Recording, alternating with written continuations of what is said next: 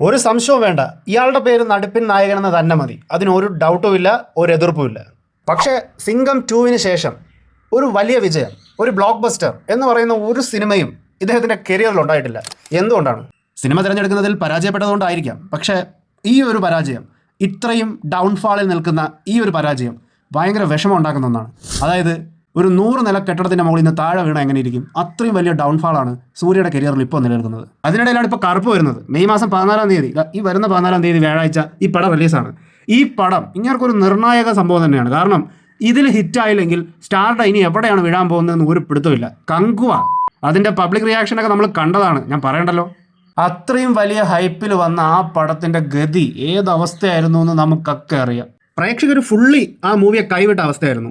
കറുപ്പ് ഈ പടം ഹിറ്റായ സൂര്യക്ക് കിട്ടുന്ന കച്ചിത്തുരുമ്പ് അത് അത്രയും സ്ട്രോങ് ആയിരിക്കും. അതെ, ഈ ചാനൽ ഒന്ന് സബ്സ്ക്രൈബ് ചെയ്യണേ. അതല്ല, ഈ പടം ഫെയിലായാൽ ഇദ്ദേഹം വീണ്ടും ഒരു ഡൗൺഫോളിനെ ഫേസ് ചെയ്യേണ്ടി വരും. അത് പിന്നെയും ഇദ്ദേഹത്തെ അപകടത്തിലാക്കത്തേ ഉള്ളൂ. തമിഴ് ഇൻഡസ്ട്രിയുടെ കാര്യം ഒന്ന് ആലോചിച്ച് നോക്ക്.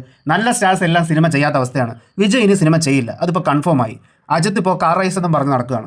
വലിയ സ്റ്റാറുകളിൽ ഇപ്പം രജനീകാന്ത്, കമൽഹാസൻ ഇങ്ങനെയുള്ളവരൊക്കെ ഇനി 1-2 പടങ്ങൾ ചെയ്യും, കൂടുതലൊന്നും ചെയ്യാൻ സാധ്യതയില്ല.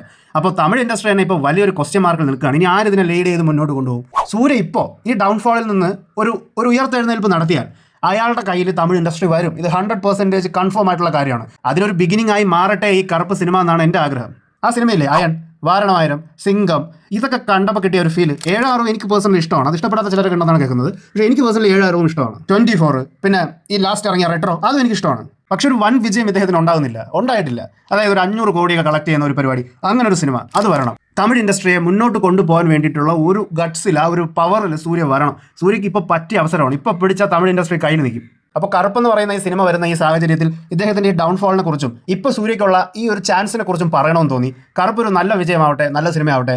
അതുപോലെ തന്നെ സിനിമ റിലേറ്റഡ് കണ്ടന്റിന് വേണ്ടിയിട്ട് ഈ ചാനൽ സബ്സ്ക്രൈബ് ചെയ്യുക. ഈ വീഡിയോ ഇഷ്ടമായെങ്കിൽ ലൈക്ക് ചെയ്യുക. നിങ്ങളുടെ അഭിപ്രായങ്ങൾ കമന്റ് ബോക്സിൽ അറിയിക്കുക. സൂര്യയുടെ ഫേവറേറ്റ് മൂവി ഏതാണ് ഒന്ന് കമന്റ് ചെയ്യും.